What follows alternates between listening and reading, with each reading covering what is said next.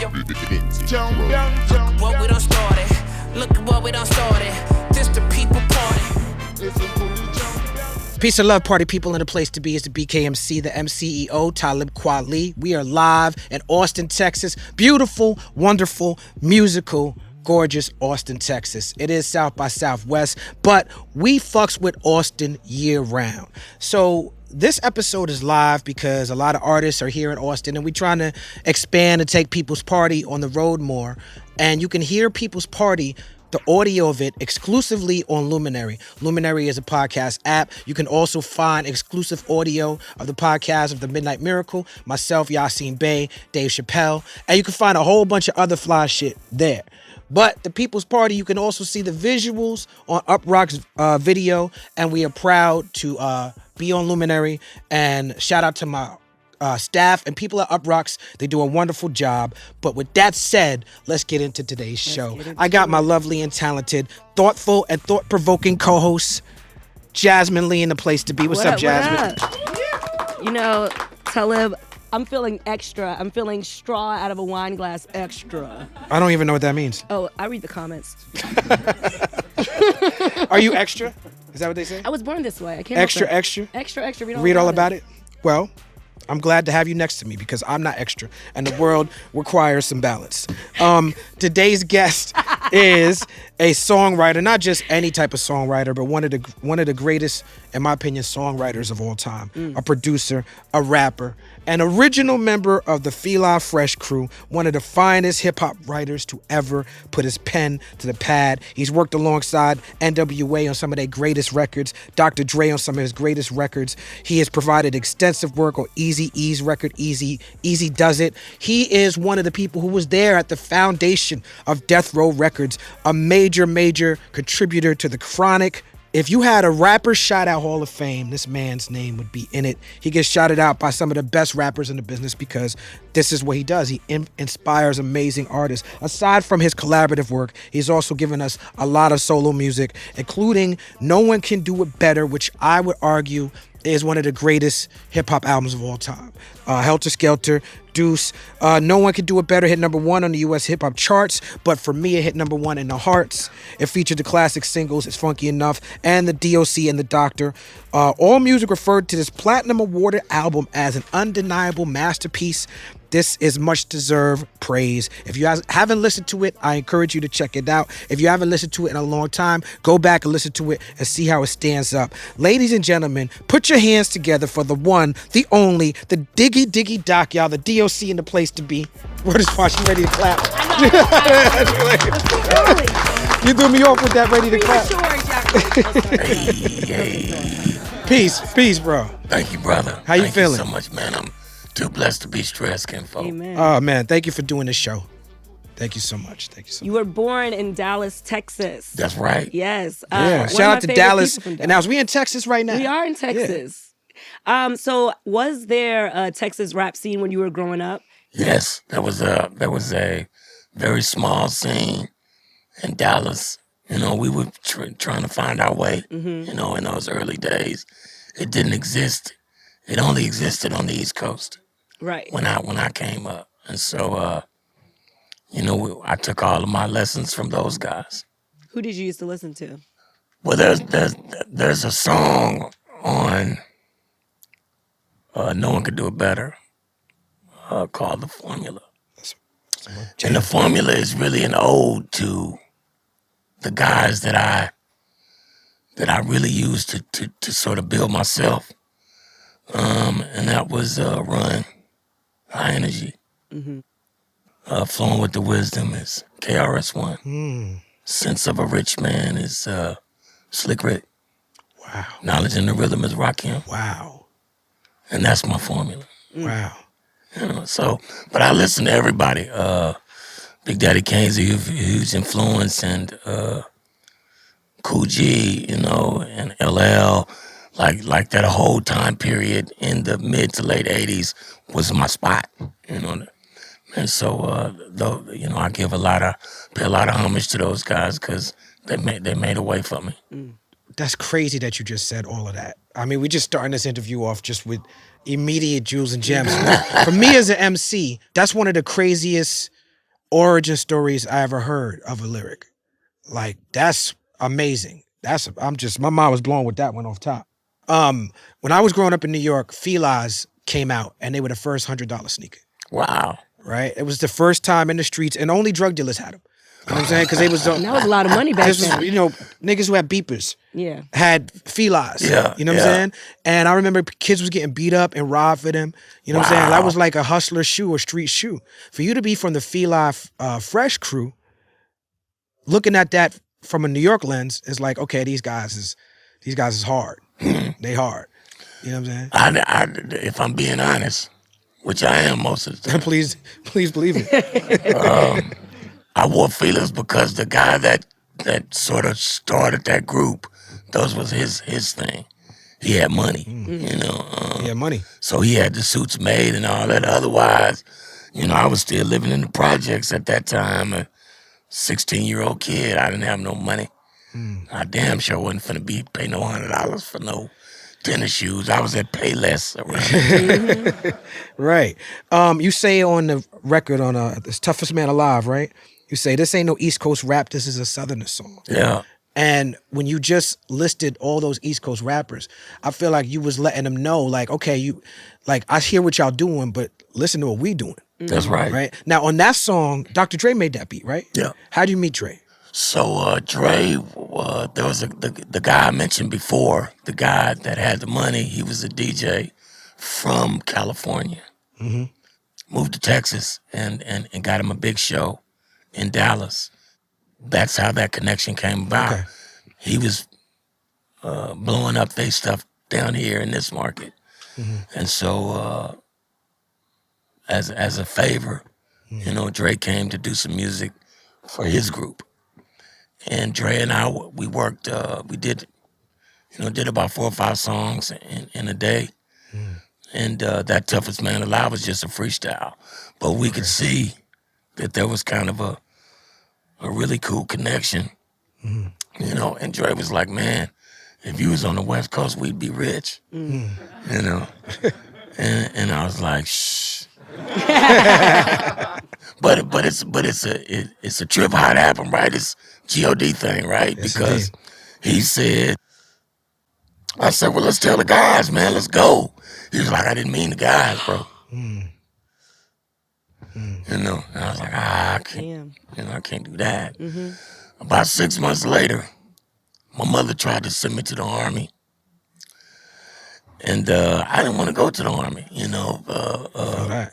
Peace and love to all of those who choose this route, but it just wasn't my deal. Yeah. And I had, Dr. Rock used to bring all of these artists through Dallas, right? One of the artists groups he brought down was UTFO. Wow. And I'd gotten a card from the guy, I think his name is it Mixmaster Ice? The DJ. Mm-hmm. And so I called him. They was on, and I was like, bro, you think you got any advice? And he's like, man, we on the road. We traveling right now, but I got a number on somebody I think could help you. Gave me Dre's number. I called him and he said, come on out. And the rest, as they say. It's history. Funny, today we are in Eazy's studio, but that's not the Eazy-E that you were in the studio with. Well, it looked like it. Look at that. Right? Can you take Oh, us? shit, I didn't even see that. Take it easy. Yeah, but if Easy. somebody crossed out the S and put a Z. Amen. Can you take us through the sessions working with Eazy-E on his album? You know what? It's probably really similar to everybody else's experience. We just young kids, just banging it out, just having fun. Eazy wasn't the most talented guy in the world, right? But he had an aura and a persona that sort of preceded him, and his voice was just ill. Yes. And Dre had already proved that point with Boys in the Hood. You know, that was the beginning of the West Coast movement. But when I got out there, what I brought was East Coast sort of technical skill to what was being done. And that allowed it sort of to cross over into another space. You know what I mean? They couldn't get a lot of radio airplay back then. But it was just a shitload of fun, man. It was great, you know. Happiest time of my life were those days, hanging out with those 5 guys. Yeah, you was definitely coming with ill styles, flipping the tongue in a different way. My DJ Spinelec, he from the West Coast. He was like, the D.O.C. is the perfect mix of Ice Cube and Eazy. You know what I'm saying? And I was like, I see that. Talk to us about the importance of Ice Cube's influence, not just on the West Coast, but just in hip-hop, in the music world, his pen game in particular. You know what? I don't think we have enough time Word. to honestly, to tell you how important Cube is. Mm-hmm. I don't think he's celebrated nearly as much as he should be. Word. One of the key elements of making anything great is to be able to make it simple. Mm-hmm. And Cube's ability to make the most simple statement, one of the most powerful that you can make, is uncanny. Like only Chuck D has that kind of prowess. Yeah, You and know what I mean? look, I mean, when Cube left N.W.A, look where he went. Yeah. Right to Chuck D. Yeah. Yeah. You know what I mean? And that was a great marriage. Yeah, it was. Because really, if we're being honest, Public Enemy sort of preceded what we were doing Yeah. out there. Like Dre and I would drive to the studio every day listening to It Takes a Nation. Yeah. Every single morning. I could hear the Bomb Squad production in Dre music. Every single morning we went. Yeah. Yeah, you know what I mean? And that's where it intersect, right? Like whenever I meet rappers who are considered more gangster or what they describe themselves as more reality rap, right? They are always fans of mine, and I'm always fans of theirs. And that's the intersection. That's why I like that phrase, reality rap. You know, I don't have a problem with gangster rap, but I know this Corrupt said that to me. You know what I'm saying? He was like, I make reality rap. And I'm like, yeah, I fuck with that, because that is where N.W.A and Public Enemy meet, that sweet spot. Yeah. Yeah. Yeah. See, not everybody in that circle subscribes to that train of thinking. Yeah. But the music has a way of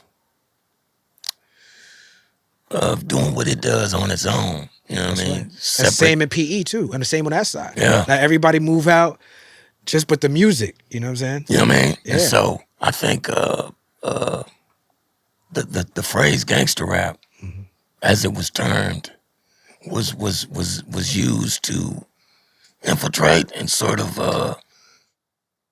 get guys on the wrong messaging. Yes. Instead of taking the things that you were trying to shed a light on for a positive purpose and make it, you know, something that you think is cool. Yeah. You know, and really that's where the fork in the road happened. You know what I mean? Yeah. As a culture. Yeah. And we're still on that same off-road. But I honestly believe that we are at another fork. And the fork is finna go back to the proper way. Because even in our ignorance, we're beginning to understand where the power really is. You know what I mean? Yes, indeed. And there's billions of dollars and hundreds of millions of records and art and culture to be sold from a positive perspective with the same energy. That's right. With the same energy as That's right. you got. You know what I mean? You don't have to be an ignorant nigga with the shit. You know what I mean? I mean, you look at Kendrick, you look at J. Cole, you look at from, back in the days, Outkast, the Fugees. Even as polarizing and as weird as he can be, even Kanye West was instrumental in, especially in his earlier music. Absolutely. In bridging that gap together. Absolutely. Absolutely. In '89, you dropped No One Can Do It Better, produced by Dr. Dre. And it's a hit, eventually reaching platinum status a few years after its release. Before the crash, what did your first ideas for the follow-up look like? If I'm being honest, and I am most of the time. Most of the time. People's Party. I never got a chance to dream that far. You know what I mean? Never got a chance to dream that far. Wow. In my career, I did a total of 16 songs. That's all I got. That's all I got. You know what I mean? But 12 of them was some hell of a fucking records. Right. You know? But like I'm a spiritual guy, right? God said that's all you need. Right. Yes, indeed. Since you brought up the crash, can we talk a little bit about the circumstances behind it? I read somewhere that you said it was a tube being inserted wrong and not necessarily the car crash that affected your voice? Yeah. Can you break some of that down? I found that out years later, right? I found out that there's a process that they go to when it's life-saving measures. First on the scene, medics trying to establish a breathing tube down my throat and just dislodged what we would call a larynx, the vocal box. Just shoved it out of the way. And so when I woke up, I didn't know what had happened. In my haste to get healed, I went in for what they said would be removing scar tissue that would help expedite the healing process. But when they did that, what they did was just make it worse. They just destroyed it. They just took all the cartilage away from the thing, and so it could never. In fact, the voice that I have now is only because the left side began to pull itself over to the right side to try. And so, you know, it looks like Popeye's arms, the top and bottom. You know what I mean? Yeah. The left side is huge because it's trying to make its way. So much stronger. And the left side is really small. So when that happened, and that was like maybe 2 or 3 weeks after the crash, that was pretty much it. It wasn't going to ever be able to come back. It's a hell of a thing for an MC to go through. Like I said, it's a G.O.D. thing, bro. Yes, indeed. You later revealed that you were on alcohol and weed that night and you got pulled over, but the cop let you go. Do you think that officer had an obligation to pull you over for a DUI so you could be prevented from hurting anyone else or yourself? See, this is an interesting question in that I'm going to say it again, I'm a very spiritual person, which is why I don't hold grudges against any of those men in the past that may have not done right by you, the right things where I was concerned. Because had they done what I would deem the right thing, maybe I wouldn't be here today.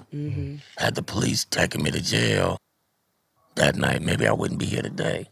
So in order for me to walk that path, all those things had to happen the way they happened. Right. And it was weed, alcohol, ecstasy, and cocaine. Oh my gosh, yeah.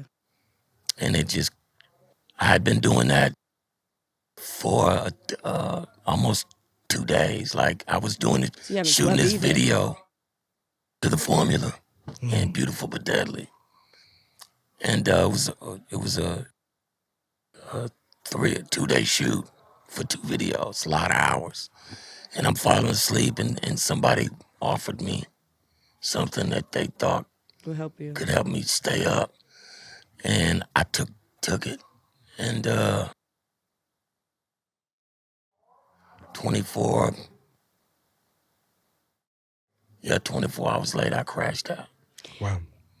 I mean, it's just a very deadly combination because they always, like when you take ecstasy, they tell you don't drink and do ecstasy. It's like either or. So it's thank God like you got in a crash and your heart didn't stop. Well, I'm from Texas. They grow damn fools out here, you know? And they say, Lord, the God takes care of damn fools. Yes, indeed. You know what I mean? So I really believe that, I really honestly believe to my core that was a path that I had to walk. And so nothing was going to happen to me because I have to be here to do. There's something I got to do. And I think we close to the time. Because when I came in, I said it feels good to get back up, you know, to be a part of the culture again in a way that for 30 years I felt banished. Right. You know? And so when everybody else says, oh my God, you the this and you the that, and I just feel kind of like a piece of shit, you know, because I can't play. I just have to watch y'all play. Now, shout out to Snoop Dogg. Such an iconic person. I feel like he may very well be the most important artist in hip hop. And in 2015, he helped you get with voice therapy, right? Yeah. And your voice was able to come back to this point where you sit here talking to us today, right? Can you walk us through some of that? No, it's a. Let me see if I can get it out.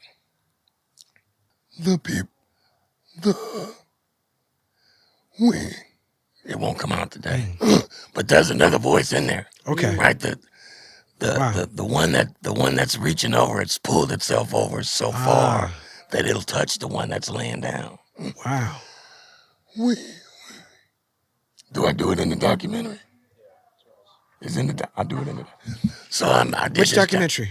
So I just finishing up a documentary about all of this stuff that we talking about. It's a really powerful piece of art, man. I'm really excited about it, and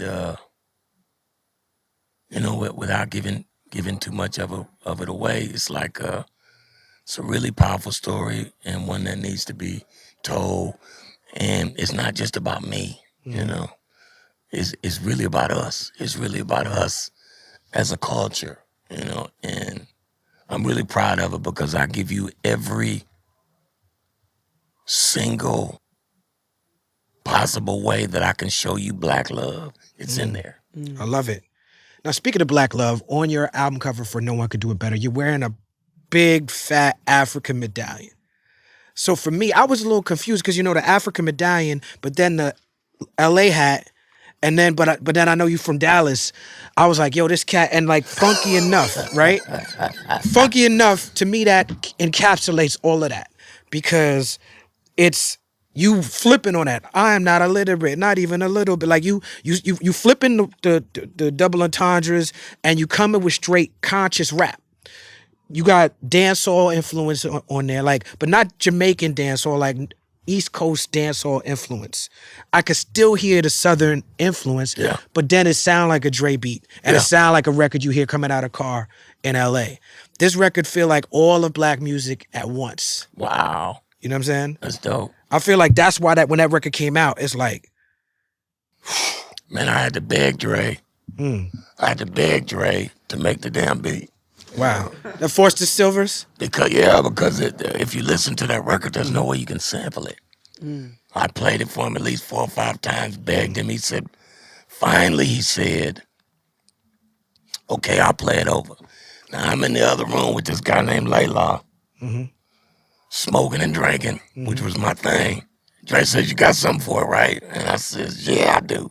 But I didn't.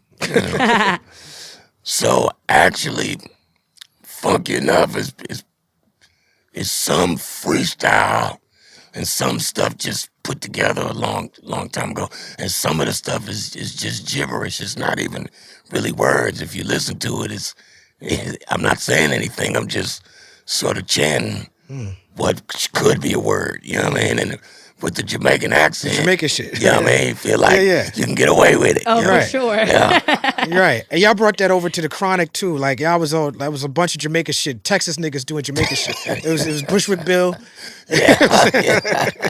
Shout out to Bill, man. Yeah, rest in peace, R.I.P. Bushwick brother.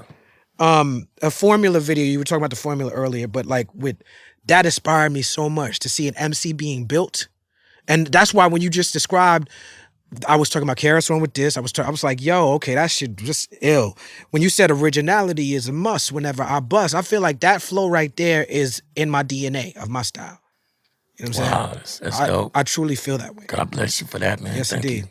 Yes, indeed. I was watching that shit and listening to that shit. And it wasn't just watch, it was seeing it. Seeing the level in which Dr. Dre and y'all and the whole N.W.A. and the posse, you know what I'm saying? Like seeing the way that y'all was putting the visuals together. It was people was just rapping in front of graffiti at that point. Y'all was like, nah, it's the formula. We got the lab coats. You know what I'm saying? Like, we really doctors out here. Yeah, man. You know what I'm saying? Yeah, man, it was great. It was literally the time of my life, bro. I really enjoyed. And you know what? I say that to say this. When I went to California back then, it was 88. When I got to California, somehow the sky even looked different, right? It just looked different. I lost that sky for a long time. 2 weeks ago, that sky showed up again. Wow. Downtown Dallas, I was coming around the corner, And that sky came back. And it's just G.O.D. talking. That's exactly right, bro. He's talking, bro. Yeah. And so even being here with you, bro, is him moving things around and putting me in a place where I can dance. Mm-hmm. And goddamn it, I'm fit to dance. Hey. No doubt. You know what I mean? Now, I don't want to, the segue might sound crazy after what you just said, but I got to ask about this record before we move on to the rest of the records, because this record blew my fucking mind when I heard it, Grand Finale. It was like early prototype Wu-Tang shit. You know what I'm saying? Like, people were doing posse cuts, but y'all took the posse cut to the next level. But I gotta know, was it you who wrote, they get addicted to what my dick did? Because that lyric right there. Of course, that's the lyric you needed to know, Talib. Eazy-E on that shit. Eazy's persona. When I heard Eazy-E say that shit, they get addicted to what my dick did. I was like, oh, hip-hop is my favorite shit. Because that was it. Look, that was Eric's. That was his thing, bro. You know, he loved it. He was a lover. That's a bar right there. Yeah, thank you, bro. That's a bar. Take us into, and it just gets, it gets the worse. The pleasure of pain, the wing ding inflicted. Yeah, with the wing ding inflicted. The pleasure of pain, the wing ding inflicted. You wrote that. That's amazing. All right, so let's now go into the sessions of Chronic. You co-wrote Nothing But a Thing, Little Ghetto Boy, A Nigga with a Gun, Lyrical Gangbang, and Bitches Ain't Shit. Do you have a favorite? No. But I very rarely listen to that stuff. Because it's just a moment in time. Mm-hmm. But no, like, because everything that during those days I was suffering, I was really battling through depression, right, at a level that made it really hard to enjoy anything. Right. But I was so intent on what we were doing to be a success, because that's the closest I could get, you know. So for me, the song didn't matter as long as it was dope. You know what I mean? And Snoop was a gift to me. Mm-hmm. Because he was just young and raw, and he was so willing to take what I was trying to give him, and sponge. and it allowed me to feel myself out there in the world through his voice. Mm-hmm. And I really needed that. Now, when Cube left the fold first, and then Dr. Dre was beefing with Eazy-E, and from what I've heard you say, you never wanted to be involved in the beefs with Dre and Eazy. You felt the way about Eazy's business practices at that time, but you never wanted to be involved with the beefs and the records and the back and forth with Cube and all that. And I imagine that time was very difficult for you. But that's around the time that you were instrumental in introducing the Dre to Suge at that time, right? Yeah. After the wreck happened, I really wanted to start to try to figure out how I could do something for myself, because I started to uncover the practices, the business practices after the wreck happened. You know what I mean? You start looking at things more closely, then you find out, oh, wow, it's all the stuff on those two records. Eazy's first record, N.W.A.'s first record. It's a lot of really monumental work. Like, I never even got credit for that. You know, they never gave me. And see, I didn't know until much later down the line that it didn't belong to me. You know what I mean? And so when I found that out, I was really discouraged. And I went and told Dre, my guy, like, look what they did to me. If they did this to me, they did, And he got curious and started looking into his own stuff. And that's when the beef started. You know what I mean? Because Ruthless didn't want to be transparent with the guy, and they did how can you not understand when you listen to these records where this stuff is coming from? Yeah. You're gonna screw the golden goose. Yeah, that You doesn't just make any gonna sense. say fuck the goose. Yeah. Is what you gonna do, right? Mm-hmm. Made no sense to me in the bigger, and that happened a couple of times. A couple of times. You know what I mean? Yeah. But I see I'm a smart one. I stuck close to the goose. Right. You know, because as long as I'm next to the goose, there's always a chance. That's you know right. What I mean? And I took pride in being the man next to the man. You know, I think he felt more comfortable when I'm there, when he's creating a pair of ears that he can trust. He knows if I don't think this shit's good, I'm just gonna tell you shit's not good. You know, I don't know what you want me to do. You know, but as far as the beef between he and Eric, I never got into any of that. I'm not that's just not my MO. I'm not a thug guy. It's never been my nature. I was a good kid, a reader, voracious reader as a child. Used to read my grandmother's mail because she didn't read too well, That shit you do from the heart, you know what I mean?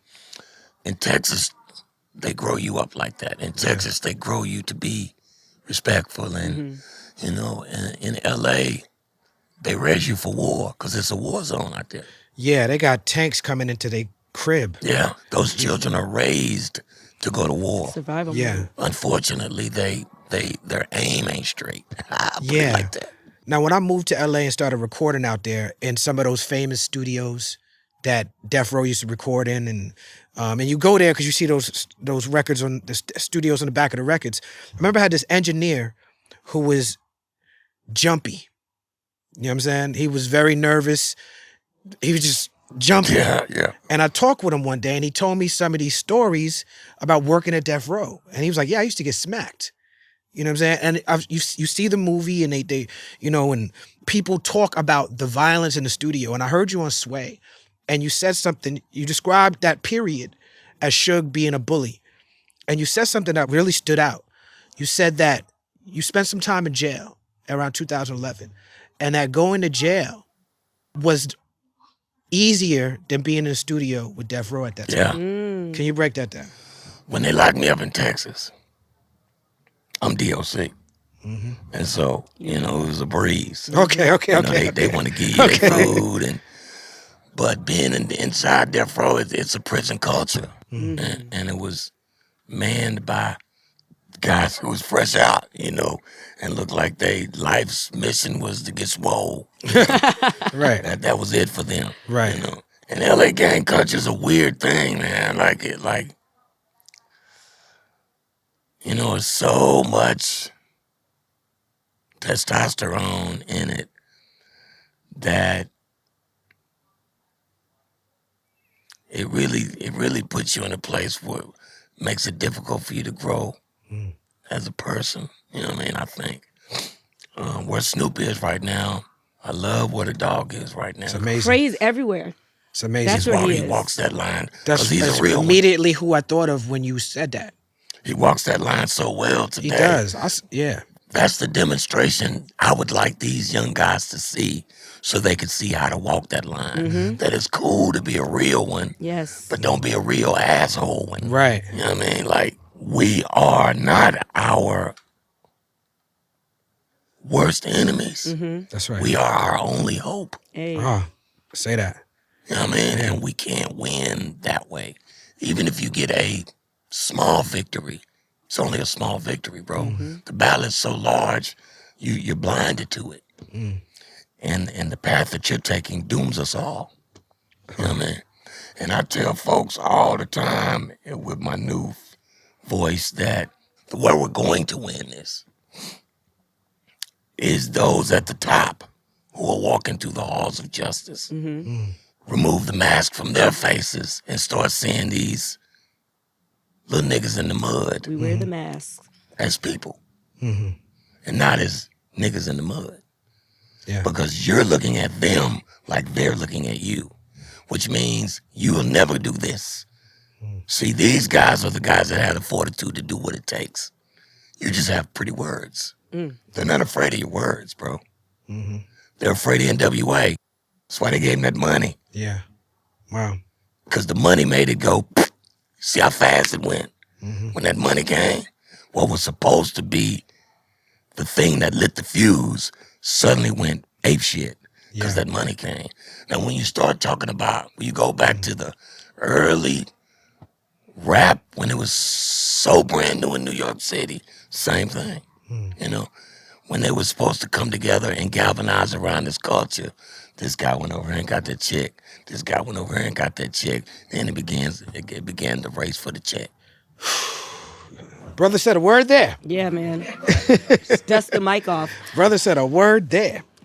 We've had a bunch of ghostwriters on this show. I'm still waiting for one of them to write me a hit record. But you actually got into a little bit of a beef with Dre because he didn't pay you for your ghostwriting on Death Row. And you called it monumental, and then you moved on to Atlanta. What was it about Atlanta that was so special for you, and how did you see you making it in Atlanta? So all of those decisions were made from ego and pain. Mm-hmm. It wasn't really even about the money. I just couldn't figure out how to win, and nobody was helping me figure out how to win. All of y'all are winning. Like, I want to win. Right. Wasn't about the money. And Dre didn't have a whole lot of control over that stuff. But moving to Atlanta, I got an opportunity to make a record, and it was just as far away from those guys as I could get, you know. Unfortunately, there's cocaine in Atlanta too. Shit. Cocaine's a hell of a drug. Ain't it though? Mm-hmm. And Magic City's in Atlanta. Oh, yes. Magic City is a hell of a place. That was my first strip club I went to. You're talking about a deadly combination. Me and some money. Oh, man. Bunch of ass and coke. Oh, my God. And so, it's the journey you have to take, bro. Because you can only speak from these experiences to try to really impart. Like when I talk to folks about this shit, they know it's a real deal. Mm-hmm. And I'm not trying to preach to you.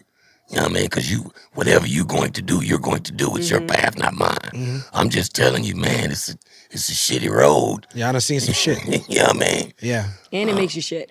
But allegedly, I've heard. Did you? That was too close, wasn't it? Did you have a vision of how big Atlanta was going to be to rap history? I knew that what they were doing there at that time, really, Outkast made me move to Atlanta. I feel that. You know what I mean? Because their sound... South got something to say. Their sound sounds like Dre's sound. So I feel like, if they're doing that there, then I can go do that there. Rest in peace to MC Breed. Absolutely. He was there in Atlanta, right? Absolutely. Yeah. And right there, thank you for that. Breed came to California because I didn't make the plan necessarily to go to Atlanta on my own. Mm-hmm. Breed, who has been a close friend of mine for many years, came to California and saw me in bad shape. And he was like, fuck that. He put me on a plane, took me to Atlanta. See, I didn't know that. Yeah. That's crazy. Took me to Atlanta, and it was so good to be there.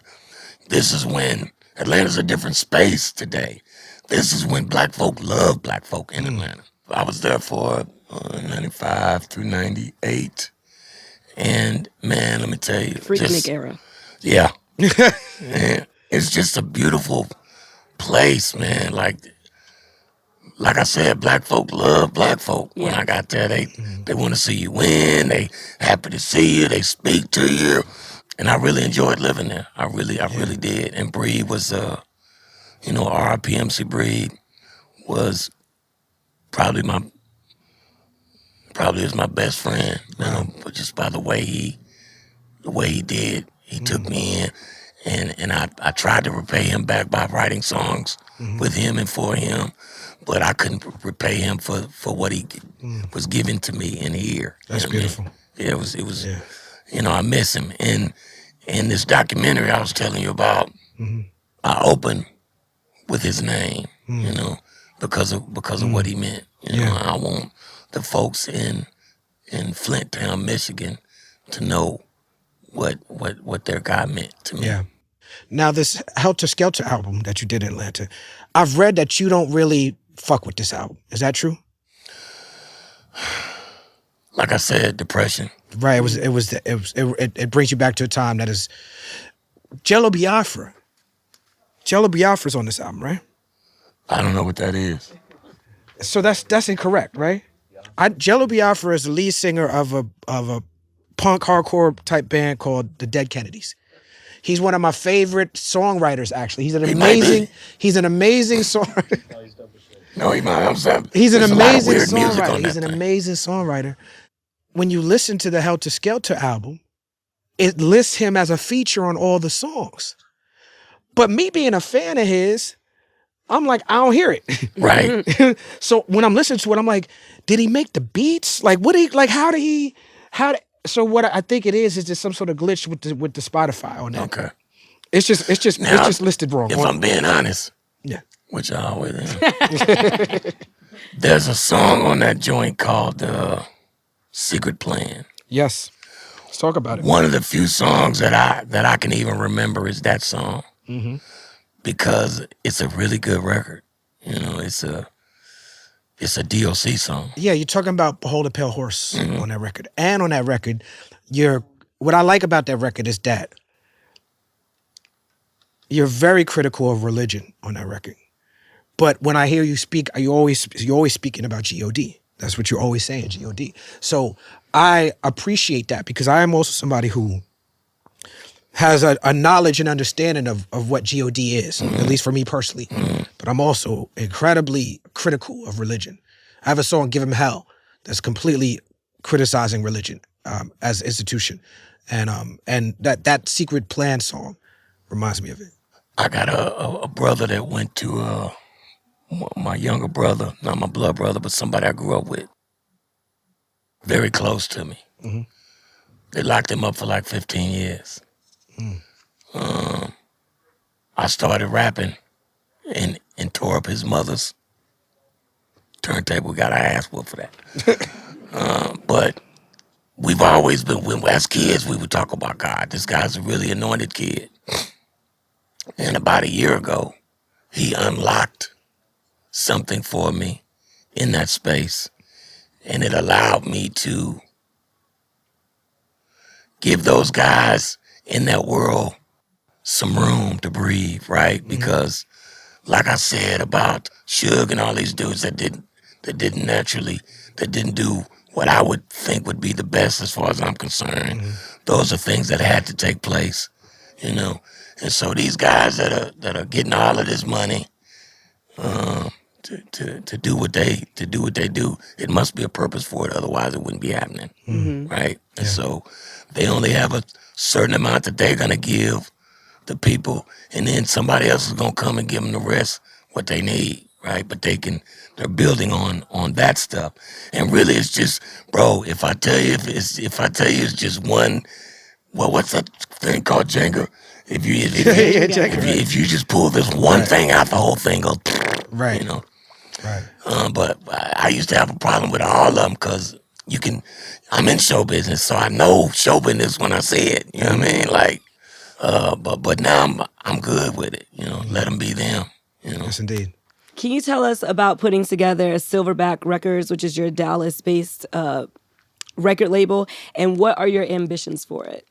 Silverback was the vehicle I used to put out Deuce. And Deuce was actually supposed to be an album on this guy named 6'2". 6'2" from Fort Worth. And Dre and I got into you know, it's the story of my life, me and Dre, right? It's like over brothers. Every damn thing, right? And so I'm taking my record back. You know, brothers, man, it's, you know. And so I take the record back from him and try to shop it, and nobody knows who 6'2" is. They don't want to give him love. So I put the record out with my name on it, called the album Deuce, which is 6'2's tag, you know, sort of as Deuce. But Silverback was, I was never in a position where I could really do anything with that situation. I just wasn't ready mentally to stand up and be, you know, the guy for my city yet, you know. But I am now, you know what I mean? And I'm really excited for my city because I think it's their time. They're the only ones that haven't had their shots yet. Yeah, you're right. Not a lot of MCs, and not a lot of rap records from Dallas that have really made it. Is this D.O.C. presents Funky Productions? Is that you? I did those. Those are records on kids in the city, and I'm just going in and helping them create what are called. I really like the female artist on those projects. Her name is Crystal. Crystal Armstrong. Yeah. Yeah, she got that one joint. Hammer is references South Side, Lil Kiki. I like that. She's dope. She's dope. Let's talk Texas rap for a second. I got a lot of songs with Bun B. I was blessed to work with Pimp C. I got a song, Corey Mo and Bun B got an album out now. I'm on a song with Corey Mo, Bun B, and David Banner, and Toby and Gwegwe, called Hesitate. That's dope. It's real dope. I like it. I'm glad to be a part of it. But who from the South are you fucking with right now? Well, all of those guys that you mentioned, of course, Tobe, he's the guy. He's the guy. And the old schools, all my old schools, the Ghetto Boys. Yeah, yes, indeed. Yes, indeed. And Pimp and Bun. Yes, indeed. The new guys, it would be difficult for me to put my finger on them. But I know they out there. You know? I feel it. I'm just not as connected to the music as I used to be. You know what I mean? Because it lost something for me. But I'm really beginning to pick that feeling back up. Like I want to get in here and really do some things for the city. You know what I mean? I want to, like Texas is a big state. Yeah. I want to just go find wherever they at. Right. See, but you got to be the shit. Can't be some geek with a pistol. That's right. I like that. You can't be some geek with a pistol. A lot of geeks with pistols running around. Yeah, man. Erykah Badu is from Dallas. Yes, she is. She's one of the most important artists from Dallas of all time. One of the most important, iconic artists of all time. Yes, you knew her when she was an MC named Apple. Yes, I did. Right? Y'all grew up together, and now y'all have a child together. Yes, we do. How did y'all reconnect, and how did she inspire you as an artist and as a man? So you first of all, you notice the huge smile I'm wearing. Yes. Because that's my baby. Oh. But one of my closest friends, she, the way I described her to some people, I was just flying. I was just out there in outer space, I didn't know anything. I couldn't do anything. And she, in her infinite power, lassoed my leg and pulled me back down to this ground and gave me that beautiful baby to make sure I stayed here. You know what I mean? Babies will do that. I know, you know what I'm saying? She and I's children would be at the skating rinks. Her name was MC Apples, and she was in a group called the Deaf Ones. Deaf Ones. And I was in the Fila Fresh Crew. And you know how rappers is, you stand on that side, you stand on that side, there you look, and she was skinny as a beanpole back then, But she always had them pretty eyes, you know what I mean? And I left, and really never went back. When Helter Skelter came out and dove, I was really sort of at a loss. But I had gotten asked to be a part of a thing called the Hip Hop Summit with Russell. Russell, yeah. Russell sat me down. He gave me this long speech, about what he thought and what he could see in me, and I thought that was really cool.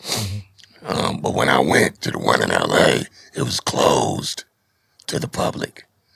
And I was like, it's really cool what you're doing, but this should be something that people get a chance to be a part of. You should. I wish you'd bring this to Dallas. And he said, if you can raise this money, I'll do it. And so I raised the bread, and he came to Dallas, and he brought RUN and some other people. And I was there. You were there? Yeah. That's the hip hop summit I went to. It was in Dallas. Wow. Yeah. Mind blown. That's bro. crazy, right? And so he called Erykah and had her show up. Right. That was the first time I had seen her since we were kids. I was there. You know what I mean? They got the hearts in their eyes and slowly drew closer. She had these long braids. She had this green like outfit on made out of, you know, the yarn stuff, whatever. Crochet? Yeah, you know what I mean? Yeah. And boy, she wasn't skinny no more. So there's an apartment complex near downtown called Southside, and it houses a lot of artists. And I had a flat inside that joint. And I was looking out the window one day, and she walked by the flat. I was like, "Hey, Erykah," and she's, "Hey, where you at?" And she came up, sat down for a minute, and over the next couple months, she kept just popping up over my shit, and she would fall asleep, come over my house and fall asleep on the couch, and I let her sleep. You know, I figured she, you know, she's got everybody pulling at her. Maybe she needs some space to breathe, and it just kind of just developed. You know, we started talking about childhood things, and I gave her some of my pain, and she gave me some of hers, and you know, it was good for us. Wow. You know, we were together for about 5 years, and then Dre called and said he was making some music, wanted me to come back out, and she had cleaned me up, you know, and I hadn't completed my story yet. I really wanted to go, and she thought that it wasn't the best idea, although she wanted the best for me, and she was right, you know. And so I went back out there, and the demons was kind of still there, and fell back into that hole, and you know, lost myself again, you know. And by the time I came back, she had moved on, you know. But doesn't matter to me. I'm still over her house all the time, you know, because my baby's over there. And, you know, my relationship with Erykah is unconventional, to say the least. Like, I don't care who's there, I'm going to be there. That's beautiful. Sorry, that was really sweet. Thank you for sharing. What can you tell us about your role in Gasoline Alley? Gasoline Alley. So, this guy, Gary O, calls me and says, "Doc, can you act?" I say, "I act a fool every day." And he says, you know, he sent me some sides. He says, "You think you could do this?" And I said, "Sure." And I went and did it, you know. And it turns out I might have some chops. Hey. You know, I might have. And I've never taken a course. I've never, you know, it's something that my road to this thing is been ass backwards, you know what I mean? But I think it's something that if I really try to give it some attention, I might be able to do well at it. Now, when you think about actors, especially rappers that turn that page, Will Smith is one of the greats of all times. But when you shoot, you want to shoot, right?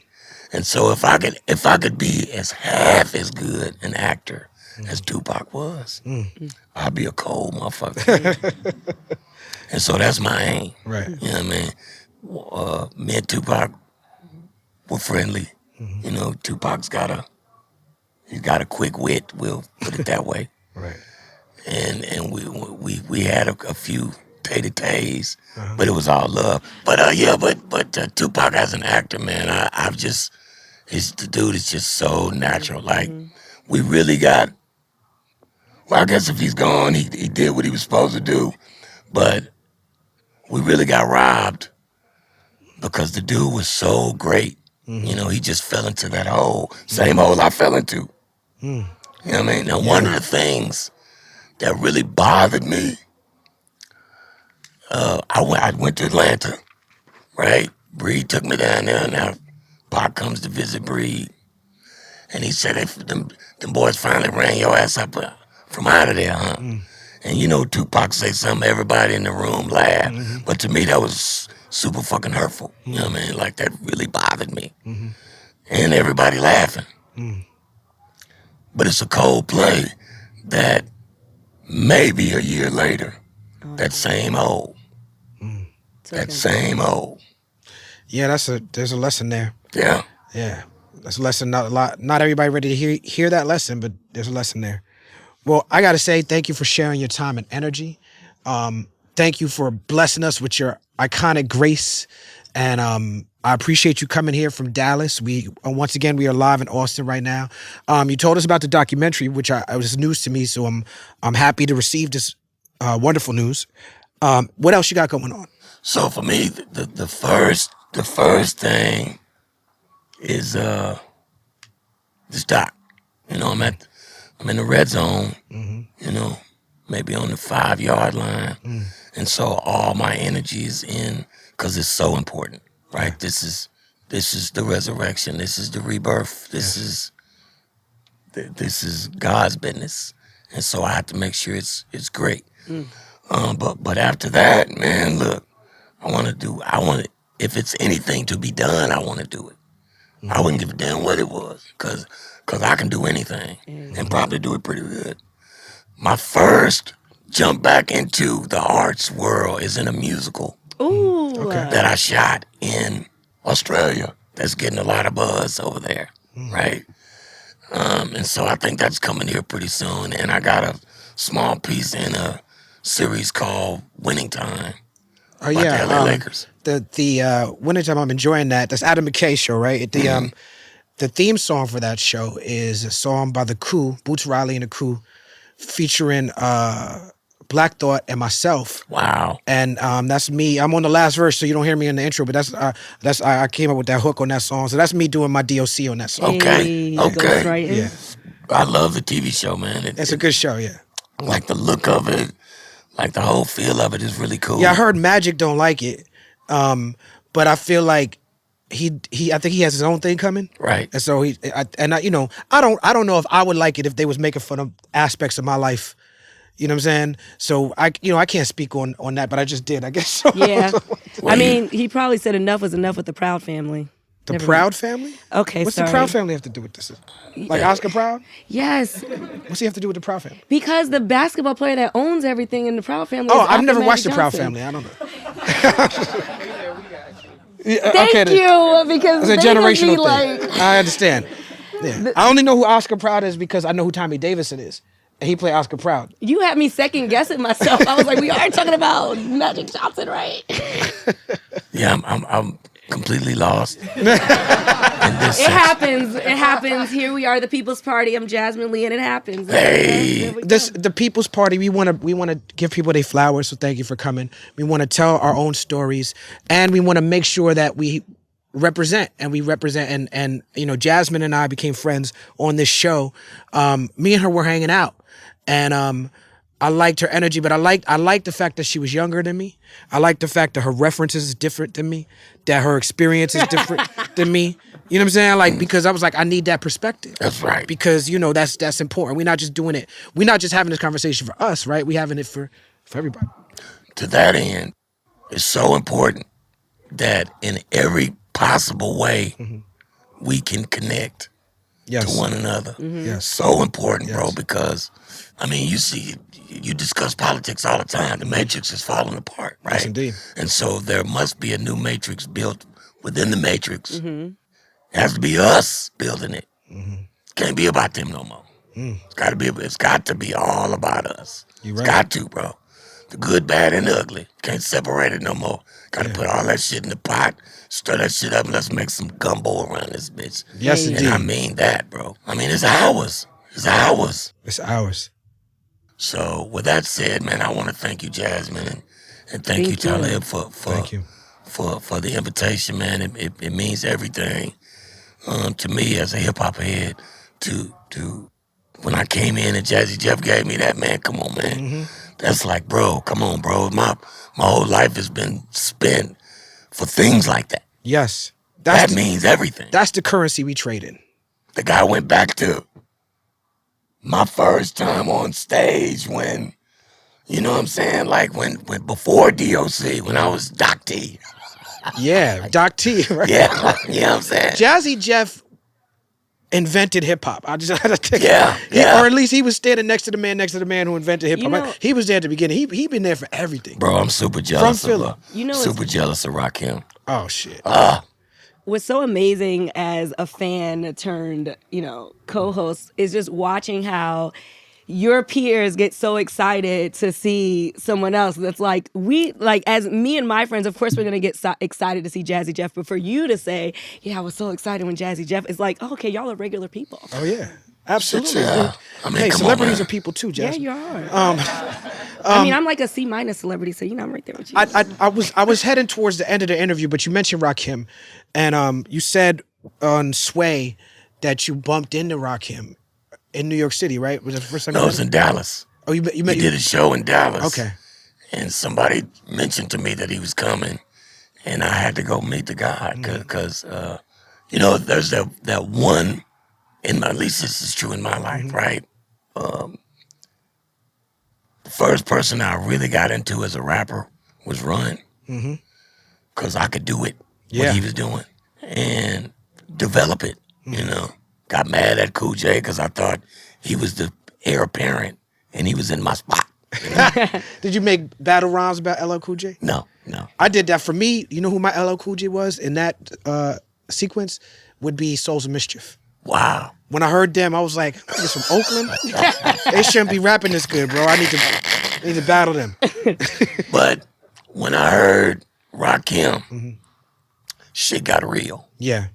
You know what I mean? Because what made me great, in my opinion, was I had this really powerful voice, and I could do anything with it, But Rakim, here's this guy come along named Rakim the R, and he's doing everything that I can do without even fucking trying. He's doing it with less energy. Yeah. He's doing it with less sound. Yeah. He's kicking your ass. He's the one, you know what I mean? Yeah. Like at the end of the movie. He's Neo. Yeah, Yeah. you know what I mean? And so when I got low to him, Yeah. that really kicked my shit up into another gear. Now let me get Rakim is absolutely a part of my DNA. Yeah. Like he's a main ingredient in my formula. Now, were you around during his aftermath years? No, Okay. I was gone. I want to hear some of them records.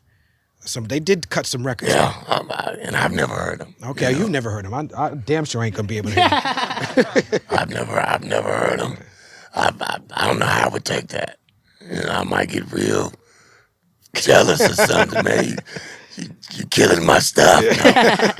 But no, man, I have serious love for the guy Rakim. He's my guy. Yes, indeed.